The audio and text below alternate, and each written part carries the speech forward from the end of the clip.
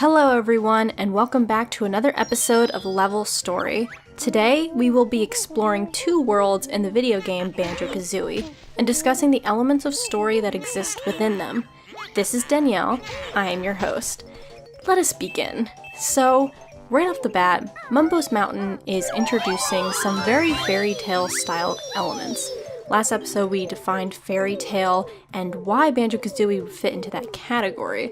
And so as you will see on the screen, Banjo interacts with music notes, something intensely related to fairy tales and 20th century children's tales. I say 20th century because, as noted last episode, the fairy tale being viewed as a children's medium is a relatively new concept.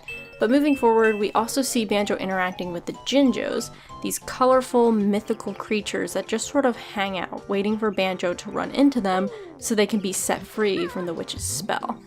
I guess she cursed them to just stand in one spot for eternity? Who knows, because it's never explained. Once again, that happens a lot in this game because story is not the main focus. One thing that Banjo Kazooie seems to unintentionally accomplish is to tell multiple stories within their main plot, and this once again is a very fairy tale way to tackle stories. You may be familiar with the Grimm brothers and Hans Christian Andersen. Another work you are most certainly familiar with is the Bible. Fairy tales often take the form of short stories that exist in a collection of stories. So last year I read the entire collection of Hans Christian Andersen fairy tales. Not an easy feat, let me tell you, but what I can say about that experience is that most stories were very short, very random, and had really nothing to do with the story that preceded or followed. Banjo Kazooie works along the same lines. Banjo and Kazooie encounter various characters in each world, and they interact with them for a brief time. Although this doesn't tell much of a story, it is in fact a story in some capacity. For example, we see on screen right now Conga, and he's guarding the fruit on the tree he stands on.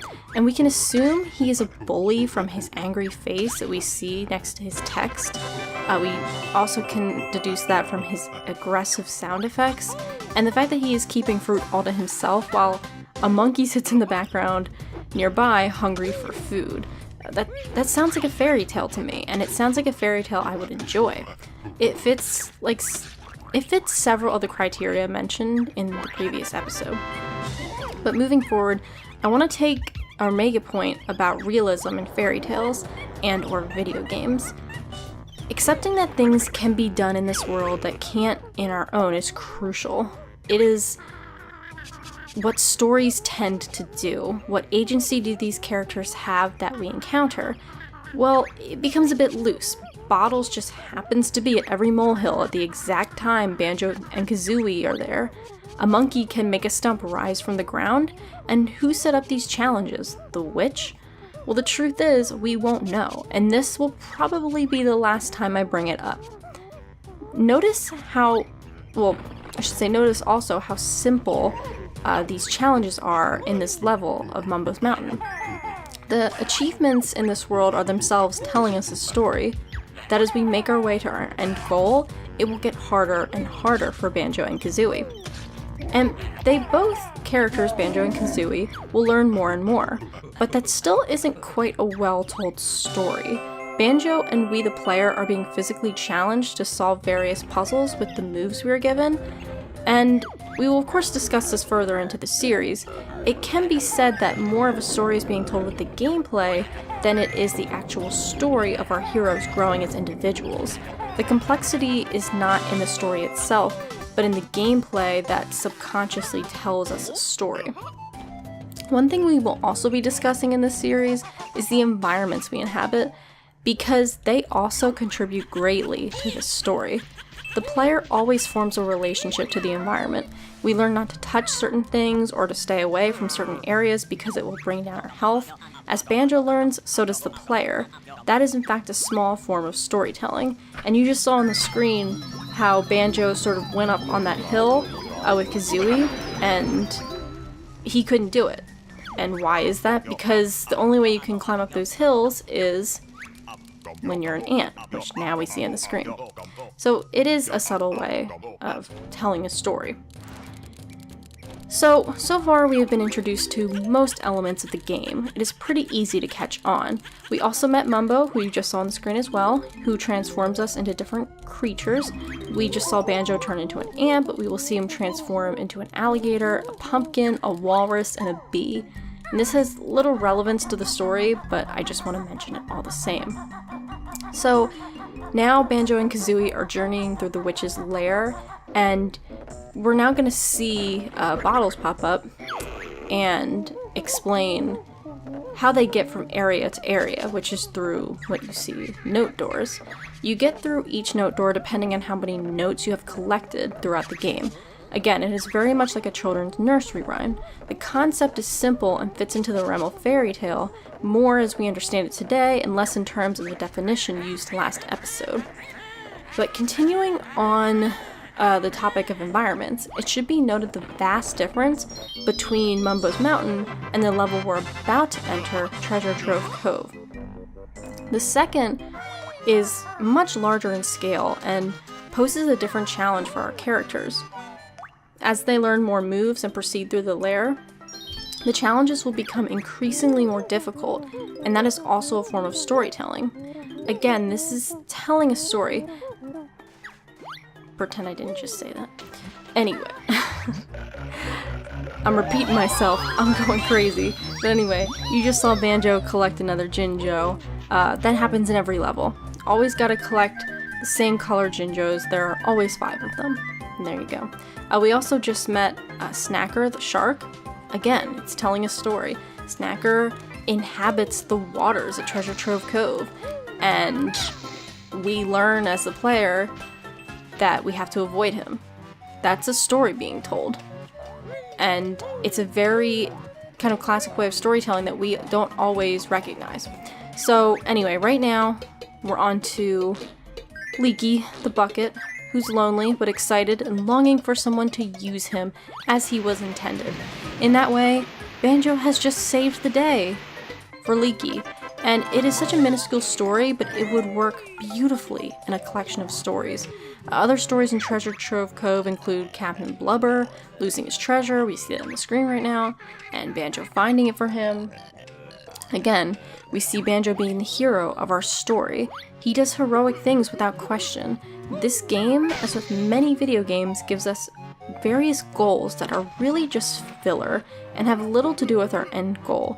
In terms of this game, there can be an argument for the tasks because in order to progress through the game, you need to do these challenges so you can collect Jiggies and unlock other worlds that will ultimately lead to finding your sister. So once again, we are shown that this game is not too concerned with the story, it is concerned with the gameplay and game mechanics. You don't complete these tasks to have Banjo and Kazooie grow as characters, you complete the task to reach the end goal. And one thing I should point out that I don't think I pointed out previously, because I know last episode I just said puzzle pieces, but I should mention that puzzle pieces in this game are more well known as Jiggies. So that's why I keep saying that. So I apologize if there was any confusion on my part there, but you know, there you go. So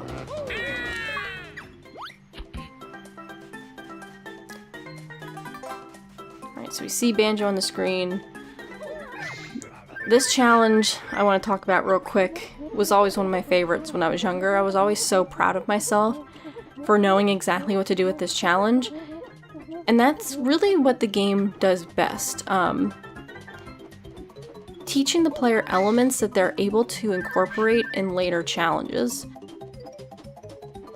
I doubt that Rare thought much about the story of this game.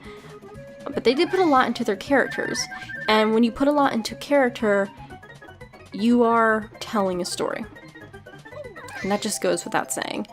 Maybe there could be someone out there, it will not be me, but there could be someone out there who would make the argument that Banjo Kazooie is a very character-driven tale. I would disagree with that wholeheartedly, but, you know, I guess the case could be made. Possibly. But anyway, Banjo's just collected a Jiggy, and we're basically done with this world. I know, it really sucks that I can't show you all the clips. Oh, here we go. This is something exciting. So this is Stop and Swap. I forgot what the challenge was called. This was something that was incorporated into the Nintendo 64 game. Never actually worked out. It was supposed to, you know, go from this game to Banjo Kazooie by changing your game packs in the Nintendo 64 console, and that just ended up failing on so many levels, but they did incorporate it into the Xbox 360, which is what I'm playing this game on, so that is why you saw me collecting a Stop and Swap egg. Not sure if I include those in future episode clips, but if you see that, that's what that is. So I think we're going to end our episode here, folks, so let's just do a quick recap. In today's episode, we dove deeper into Banjo Kazooie as the fairy tale and what elements fit into the definition of the genre. We also discussed how this game utilizes other tools to tell a story. And finally, we discussed the importance of disbelief in a fantastical story such as this one. We have to expect that the rules are different in this world as opposed to our own, and we expect the game to set up these rules or lore within the scenes we see and the gameplay. So next episode, we will be visiting Clanker's Cavern and Bubble Gloop's Swamp, and we will talk more about the story that exists and continues to exist in this game. It's going to be a fun time. I'm actually really surprised that I didn't just mess that up. For the longest time, I don't know why, but instead of saying Bubble Gloop Swamp, I've been saying Bubble Gloom Swamp. And I looked it up online and I was like, oh, well, thank God I looked that up, because I was pretty confident that I was not saying the wrong name. I never once questioned that. I was more looking it up online for the spelling stuff, for, you know, when I put these episodes out. But no, it's Bubble Gloop Swamp, so my life is a lie. You know, what can you do? There are two levels that I enjoy. They're not my favorite, I won't say, but we will definitely have quite a bit to talk about, I'm certain. It'll be such a fun time. So excited. I hope you're excited about this series. Please, if you're enjoying this, please let me know in the comments section in ways I can improve and what you want to see in this series. Please let me know. But anyway, this is Danielle. Thanks for watching Level Story. All important links are in the show notes, and I will see you all next week. Bye.